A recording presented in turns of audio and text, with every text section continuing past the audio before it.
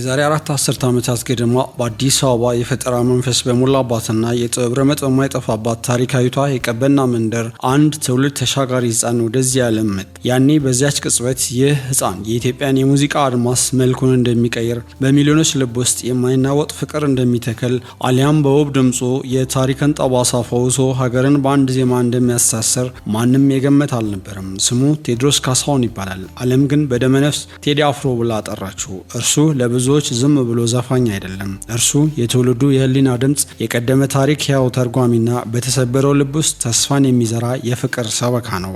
ዛሬ በዚህ ልዩ ዘገባ ካለፈበት የትግል አመኬላ እስከ ደረሰበት የክብር ማማ ስለ ጥበብ ንጉሱ ቴዲ አፍሮ ቴዎድሮስ ካሳሁን ህይወትና ዝና በ12 ወሳኝና ድብቅ ሚስጥሮችን እንዘረዝራለን።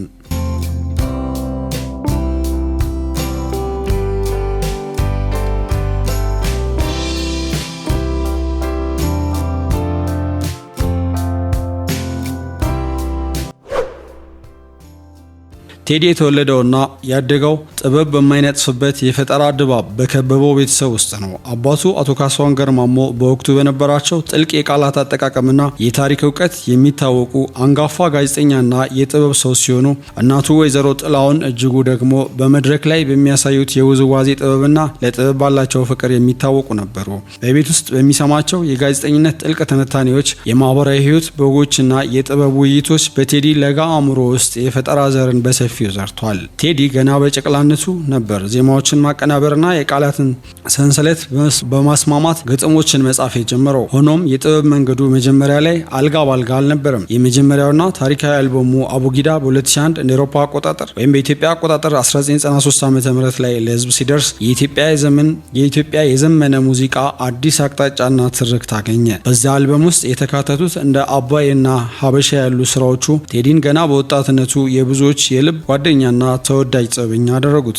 የቴዲ አፍሮ ስራዎች ከሌሎች ለየት የሚያደርጋቸውና ሁልጊዜ ህያው የሚያደርገው ምንድን ነው? እርሱ ታሪክን ከዜማ ጋር፣ ጥልቅ ሀገራዊ ፍቅርን ደግሞ ከጥበብ ጋር የማቀናጀት እጅግ አስደናቂና ረቂቅ ችሎታ አለው። በተለይም ያሰሪያል የተሰኘው ሁለተኛ አልበሙ ወደ አድማጮች ሲደርስ ቴዲ ከተለመደው የድምፃዊነት ሚና ወጥቶ የማህበረሰብ ህሊና ቀስቃሽና የታሪክ ተሟጋች ሆኖ ብቅ አለ። እንደ ጥቁር ሰው ያሉ ድንቅ ስራዎች የዳግማዊ አፄ ምኒልክን ተወዳዳሪ ያሌለው ገድልና የአድዋን ታላቅ ድል ለዘመኑ ወጣት በትውልዱ በአዲስ መንፈስና ውበት አስተዋወቁ። ቴዲ ሙዚቃን ከመዝናኛነት ባለፈ የታሪክ መማሪያና የማንነት መታወቂያ መጽሐፍ አደረገው። በመቶዎች የሚቆጠሩ ገጾችን የሚፈጅን ግዙፍ ታሪክ። የቴዲ አፍሮ ስራዎች ከሌሎች ለየት የሚያደርጋቸውና ሁልጊዜ ህያው የሚያደርጋቸው ምንድን ነው? እርሱ ታሪክን ከዜማ ጋር፣ ጥልቅ ሀገራዊ ፍቅርን ደግሞ ከጥበብ ጋር ማቀናጀት እጅግ አስደናቂ ረቂቅ ችሎታ አለው። በተለይም ያሰሪያል የተሰኘው ሁለተኛ አልበሙ ወደ አድማጮች ሲደርስ ቴዲ ከተለመደው የድምፃዊነት ሚና ወጥቶ የማህበረሰብ ህሊና ቀስቃሽና የታሪክ ተሟጋች ሆኖም ብቅ አለ።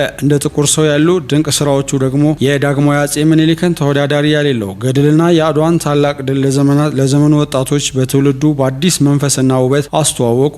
ቴዲ ሙዚቃን ከመዝናኝነት ባለፈ የታሪክ መማሪያና የማንነት መታወቂያ መጽሐፍ አደረገው። በመቶዎች የሚቆጠሩ ገጾችን የሚፈጅን ግዙፍ ታሪክ በ5 ደቂቃ ግጥም ዜማ ውስጥ አጭቆ ለአድማጭ በሚመጥን መልኩ የማቅረብ ጥበቡ በኢትዮጵያ ሙዚቃ ታሪክ ውስጥ ስሙ በማይደበዝዝ የወርቅ ቀለም እንዲጻፍ አድርጎታል። ታላቅነት ያለ መከራና ያለ ፈተና እንደማይመጣ የቴዲ ህይወት ትልቅ ምስክር ነው። ቴዲ አፍሮ በስራዎች ውስጥ በሚያነሳቸው ጥንቁቁና ደፋር ርዕሰ ጉዳዮች ምክንያት የተለያዩ ፖለቲካ ጫናዎችና ማህበራዊ ፈተናዎች ተጋልጧል። በተለይም በ2000 ዓ.ም አካባቢ ያጋጠመውና ለረጅም ወራት የዘለቀው የእስር ቆይታ ለብዙ ደጋፊዎቹ እጅግ አስደንጋጭና አሳዛኝ ትዝታ ነበር። ይሁን እንጂ ያ በጨለማ ቤት ውስጥ ያሳለፈው ጊዜ ቴዲ ከመሰብሰብና ከማዳከም ይልቅ ይበልጥ እንዲጠናከርና የጥበብ ክንፉ እንዲሰፋ አደረገው። በእስር ቤት ሆኖ እሸት በላሁ እያለ በናፍቆትና በተስፋ ሲዘፍን የህዝቡ ለእርሱ ያለው ፍቅርና አክብሮት ይበልጥ እጥፍ ድርብ ሆነ።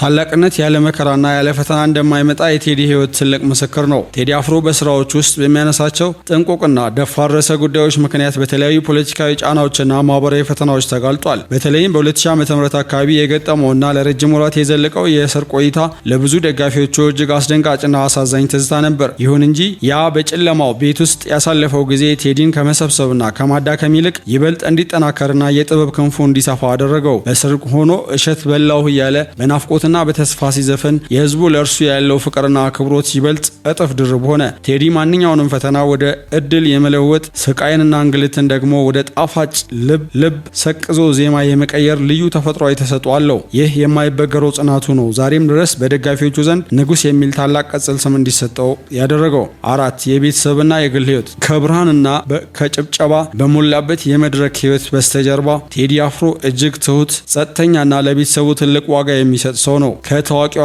ከተወዳጇ ተዋናይት እንዲሁም ሞዴል አመለሰት ሙጬ ጋር የጀመሩት የትዳር ህይወት ለብዙዎች አርአያ የሚሆን በፍቅር የታጀበ ነው። 4 ልጆችን ያፈሩበት ይህ ትዳር ለቴዲ የፈጠራ ስራዎች እንደ ትልቅ መከታና የሰላም ምንጭ ሆኖ እንደሚያገለግለው ይነገራል። አመለሰት የቴዲ የጥበብ ጉዞ የቅርብ አጋር ብቻ ሳትሆን በሙዚቃ ቪዲዮዎቹ አዘገጃጀት በስራዎቹ ስኬት ውስጥ ትልቅ ድርሻ ያላት ባለሙያ ናት። ቴዲ በተለያዩ ጊዜያት በሚዲያ እንደሚናገረው የቤተሰቡ ሰላም፣ የአመለሰት ድጋፍና የልጆቹ ፍቅር ለስነ ጥበብ ስኬቱ ለነፍሱ እርጋታና ትልቁና ዋነኛው ሚስጥር መሆኑን ተደጋጋሚ ሲናገር ይደመጣል። 5 ቴዲ አፍሮ ፍቅር ያሸንፋል የሚለውን ጥልቅ መፈክር የህይወቱ መመሪያና የስራዎቹ ማህተም አድርጓል። በስራዎቹ ውስጥ ጥላቻን ሳይሆን ፍቅርን፣ መለያየትን ሳይሆን መደመርና አንድነትን በጽኑ ይሰብካል። የእርሱ ኮንሰርቶች በተደረጉ ቁጥር በሺዎች የሚቆጠሩ ሰዎች የዘር፣ የሃይማኖትና የፖለቲካ ልዩነት ሳይገድባቸው በአንድነት ቆመው ሲዘምሩ ማየት የተለመደ ትዕይንት ነው። የኢትዮጵያ አልበሙ በወጣ ወቅት በዓለም አቀፍ የቢልቦርድ ሰንጠረዥ ላይ እስከ መሪነት የደረጃ መዝለቁ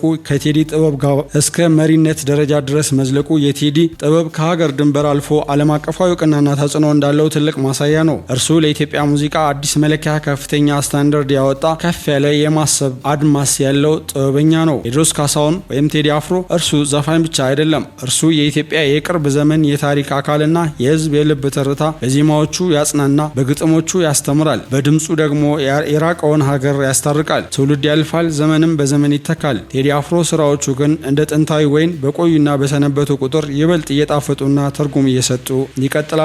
6 ሚያዝያ 8 ቀን 2018 ዓ.ም የኢትዮጵያ የሙዚቃ ሰማይ በአዲስ ኮከብ ደመቀ። ቴዎድሮስ ካሳሁን ኢትዮሪካ የተሰኘውን 6ኛ አልበሙን ለናፋቂ አድማጮቹ አበረከተ። ይህ አልበም በወዳጆቹ ቅጽበት ጀምሮ ምድርና ሰማዩን ያናወጠ አጀንዳ ሆኖ የሰነበተ ሲሆን 8ኛው ቀን 8ኛው ሰዓት ላይ ለጥበቡ የተሰጠው ረቂቅ ትርጓሜ የብዙዎች ቀልብ ስቧል። ቴዲ በዚህ ስራው እንደተለመደው ማህበራዊ፣ ፖለቲካዊ ጉዳዮችን አንስቷል። ዳስጣል በተሰኘው ነጠላ ዜማ በ24 ሰዓታት ውስጥ ብቻ ሚሊዮን በላይ አድማጮችን በማግኘት አሁንም በክብር ማማው ላይ ብቻውን ከፍ ብሎ ይገኛል። የኢትዮሪካ ጉዞ አልጋ ባልጋ አልነበረም። አልበሙ ከመለቀቁ በፊት የሰዋሰው መልቲ ሚዲያ ጋር የነበረውን የስርጭት ውል ማቋረጥና የጋዜጣዊ መግለጫው መሰረዝ በአድናቂዎቹ ዘንድ ከፍተኛ ስጋትና መነጋገሪያው ፈጥሮ ነበር። ሆኖም ግን ቴዲ እንደ ልማዱ የገጠሙትን መሰናክሎች ወደ ድል በመቀየር ስራውን በቀጥታ በራሱ የዩቲዩብ ገጽ ላይ በማሰራጨት አድማጮቹ የማይበጠስ የግል ቁርኝት አጽንቷል። ይህ ክስተት ቴዲ ከአሳታሚዎቹ ተጽዕኖ ወጥቶ በራሱ ሉዓላዊ ጥበቡን ለህዝብ ማድረስ እንደሚችል ያሳየበትና